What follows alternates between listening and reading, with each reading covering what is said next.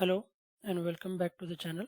इस वीडियो में हम देखेंगे कि अगर आप टेस्टर है और या आप डेवलपर है और आपके पास कोई डेटा है तो उस टेबल में डुप्लीकेट वैल्यूज़ है वो हम कैसे ढूंढ सकते हैं।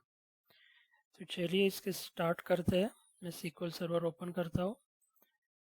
तो SQL सर्वर में मेरे पास ये एक टेबल है कस्टमर टू, और इसमें कुछ कस्टमर्स के एग्जांपल्स है, कुछ रिकॉर्ड्स है। तो यहाँ पे आइडियली क्या होना चाहिए कि हमारे पास एक कस्टमर का एक ही रिकॉर्ड होना चाहिए, मल्टीपल रिकॉर्ड नहीं होने चाहिए।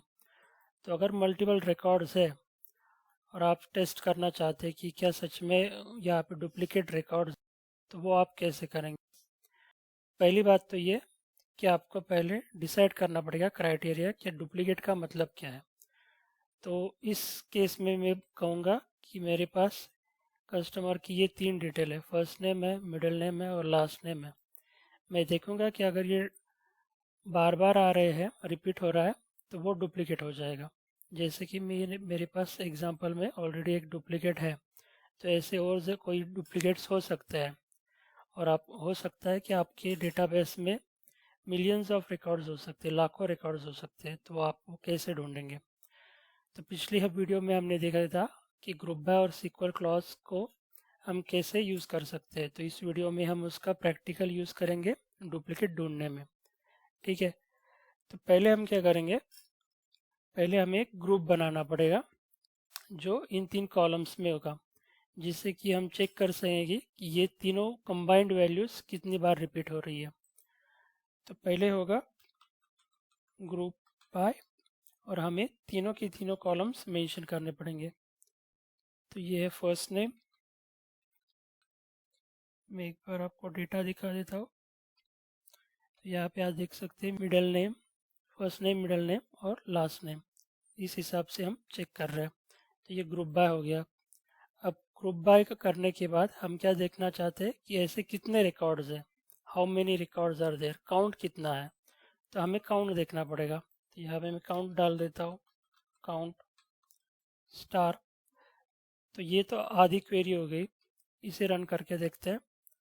तो इससे क्या होगा कि आइडियली इस कॉम्बिनेशन के लिए सिर्फ एक ही रिकॉर्ड होना चाहिए, लेकिन आप देख सकते हैं कि यहाँ पे दो रिकॉर्ड है, यहाँ पे दो रिकॉर्ड है। तो मतलब डेटा में डुप्लीकेट है। तो ये और कैसे हम चेक कर सकते हैं। तो यहाँ पे हम फिल्टर लगा देंगे, हैविंग। तो हैविंग क्या करेगा, हैविंग एक फिल्टर की तरह काम करेगा। Having count star greater than 1। तो मतलब हम यहाँ पे बता रहे हैं कि इस कॉम्बिनेशन के लिए सिर्फ एक ही रिकॉर्ड होना चाहिए, अगर एक से ज़्यादा है तो वो डुप्लीकेट होगा। तो ये क्वेरी रन करते हैं। तो यहाँ पे पता चल गया कि दो रिकॉर्ड है, जिसके पास एक रिकॉर्ड के दो कॉपीज़ है और दूसरे रिकॉर्ड को भी दो कॉपीज़ है, लेकिन वो वैल्यू कौन सी वो हमें नहीं पता। तो उसके लिए जो ग्रुप बाय क्लॉज में हमने कॉलम लिए है वो हम यहाँ से कॉपी करेंगे और काउंट स्टार के साथ ले लेंगे। तो जब हम एग्जीक्यूट करते हैं तो वो हमें हम देख सकते हैं कि यहाँ पे ये दो एम्प्लॉयज़ कस्टमर्स है, इनकी वैल्यूज़ डबल डबल आ रही है।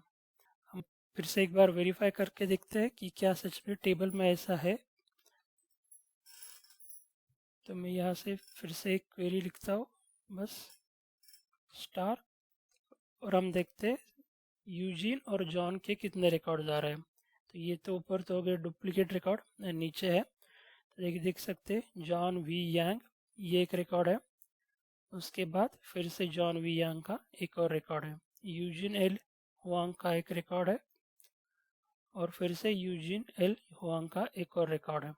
तो इस तरह से आप आइडेंटिफाई कर सकते हैं कि आपके डेटा में डुप्लीकेट्स है या नहीं। तो ये सारी क्वेरी एक स्पेसिफिक ऑर्डर से एग्जीक्यूट होती है, वो भी मैं आपको बता देता हूँ। सीक्वल में क्या होता है, सीक्वल में एक एग्जीक्यूशन का ऑर्डर होता है। तो इस क्वेरी में हम सिर्फ चार क्लॉज यूज़ कर रहे हैं। तो पहले फ्रॉम क्लॉज एग्जीक्यूट होता है, फिर ग्रुप बाय क्लॉज एग्जीक्यूट होता है, उसके बाद हैविंग और उसके बाद सिलेक्ट। तो ये हमारी क्वेरी में कैसे एग्जीक्यूट हो रहा है, पहले तो ये देखेगा फ्रॉम कहाँ से डेटा लेना है, कस्टमर टेबल से लेना है।